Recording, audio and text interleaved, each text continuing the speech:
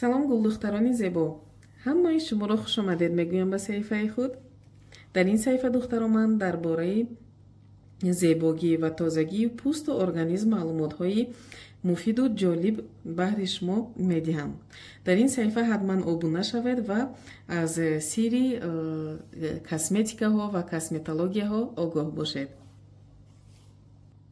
حاضر معلومات میدیم درباره یک ویتامینی که به ارگانیسم هر یک ما خرد و کلان لازم است. این ویتامین فولیوی کیسلاتا است که B9 یا B12 میگویند.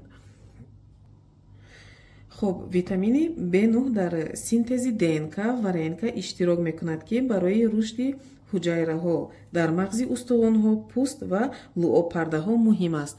البته ما میدانیم که برای زن حامله ویتامین ها خیلی ها زیاد لازم می شوند، چون که برای هم خودی زن حامله رسد هم برای کودک و این همین ویتامین اساس این همین ویتامین فولیوی کیسلاتا است که در همین محصولات ها است و این رو از همین دوروباری هم میتونید که شما به دست بیارید. من دخترها فولیوی کیسلاتا من همین نمود ویتامین خیلی ها به ارگانیسم ما مفید است.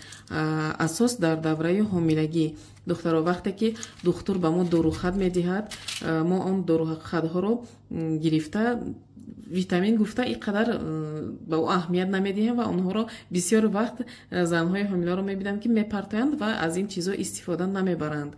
البته باز در همین دوره های حاملگی اشتیاق زن خیلی میگیرد. بعضی ها گوشت خوردن نمیتونن، بعضی ها طعام ها رو خوردن نمیتونن، از هر گونه چیز و از همین حساب ویتامین اونها اساس همین فولیوی کیسلاتا در ارگانیسم اونها پست می شود و این به هم کودک و هم مادر خیلی ها ضرری کلان دارد. با کودک چی ضرر دارد؟ نورسایی همین ویتامین B9 فولیوی کیسلاتا، یعنی مغز سری کودک را نقض انکشاف نمیکند وقتی که این در ارگانیسم زن کم است. خب فایده این نمود ویتامین ها خاطره و دقت را بهتر میکند، خف دپرسیا و اختلال عصب رو پست میکند.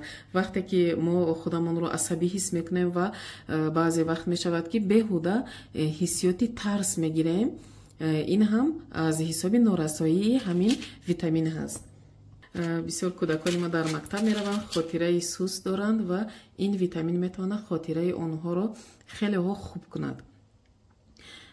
حاضر من یک چند نمود با این محصولات ها طعام آماده کردن رو با شما رسپتش رو میدیم. حتما این رو بهر عائله خود آماده سازید، چون که این حاضر در همین فصل بهار خیلی ها این محصولات ها زیاد برآمدگی هستند. من مثال یکسومی دوسیمی از همون بازار گیپرزین میتوانید خرید و اگر شما در دیگر شهر و ناحیه ها زندگی کنید از همون بازارها میتوانید این چیزها رو دسترس کنید. من همین بروکلی همه اون محصولات ها همه اون پرورشی که اون همین برگ دارد، در برگ هر یکی اینها این فولیوی کیسلاتا رو شما به دست آورده میتوانید. اگر شما دخترها همون دکتر فرماند که انالیز خون سپارید یا انالیز همون خونهایی که پیشتر شما سپرده بودید همون رو گرفته حاضر نگاه کنید. در اونجا من حاضر در روی اکران میمونم. من دخترها با همین طرز میتوانید شما خود رو سنجید که آیا ارگانیسم شما از همین ویتامین B9 تامین است یا نه. و استعمال زیادی این ویتامین با ارگانیسم هم ضرر دارد. زن حامله نمیتواند که از نرمایی که دکتر به اون میفرماند این دارو رو استعمال کند، چون که این باز با اوتیسم کودک همون بطلش آورده میرساند. این هم تحت نظارت دکتر این داروها رو باید استعمال کنیم و با آدمانی که کسلی رگ یعنی انکولوژیستی کسلی ها دارند و یا هم باید که این ویتامین ها رو یا که این دارو رو استفاده نبرند. از همه خوبترش از همه بخفترش این همین با محصولات ارگانیسم خودمون رو از همین ویتامین بوی کردن خیلی ها خوبتر و بخفتر است. دخترها بیایید اکنون من یک چند نمود رسپت ها رو طرز سالاد تیار کردن و طرز таом омода карданд ки чӣ хел мо таомро пазем ки ҳамин витаминҳо дар дохили таоми мо гум нашаванд ва ё ки кам нашаванд, ки дар организми мо фоида биёранд. хоб сар мекунем ба омода кардани ин таомҳо. дар аввал ман ин кабудиҳоро ҳамаашро шушта обашро қоқ мекунам ва дар қутиҳо гирифта дар яхдон барои истеъмол кардани 3-4 рӯз мегузорам. дар ин ҷо духтаро кабудиҳои гуногун ҳаст ки аз фолиевая кислота хелеҳо бой аст. ин мана инаш мебинед, ин силдирей, ина мешавад решааш борик ва ғафс.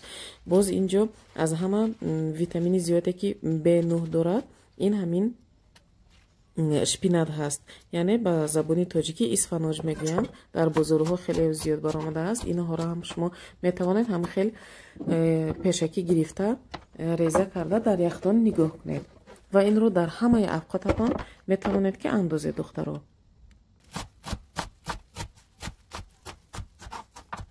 ғайр аз ин кабудиҳо боз витамини B9-ро мо метавонем ки аз ҷигари гов, аз ҷигари мурғ ва чормағзҳо, донагиҳо ва он донагиҳое ки мо дар таомҳои худ меандозем, мисли луби, наск, нахуд, дар ҳамонҳо ҳам пайдо кунем. мана ҳамин тавр нимашро реза карда дар қутӣ гирифтам ва мондагиашро ҳамхел реза нокарда дар дохили қутӣ монда дар яхдон нигоҳ мекунам, боз барои дигар намуд таомҳо. мана ҳамхел духтарон метавонед ки аз ҳамон устувонҳое ки зиёдӣ кардааст дар яхдонҳоятон аввал ҳамонро истифода бурда шӯрбо меандозед. ин гӯшт каме мемонед ки 1 соат ҷӯшад ва пас наскро меандозед. мана наски мо мана ҳамин тавр ҳаст, майдача. инро мисли ҳамхел ним коса ман гирифтам ва 1 соат аввал устувонҳоро ҷӯшондам ва пас инро тоза шуста ба ҳамон шӯрбоямон омехта кардам. акнун 1 соати дигар наскро низ дар ҳамин оби шӯрбо меҷӯшонем.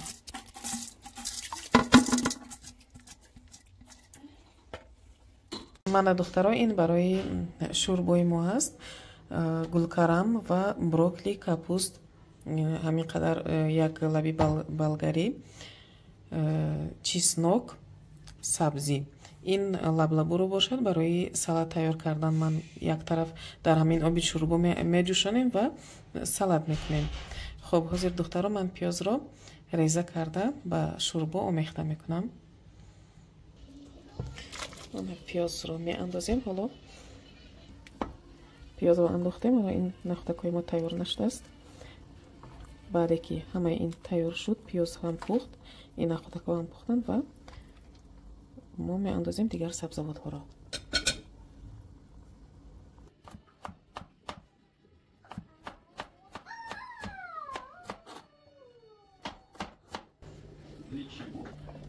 мана духтаро қариб ин нахӯдаи ман пухт. акнун болгарӣ, капуст ва сабзиро меандозем ва баъди ин боз қариби ина ки омода шудан камтар баъд гулкарам ва брокколиро меандозем.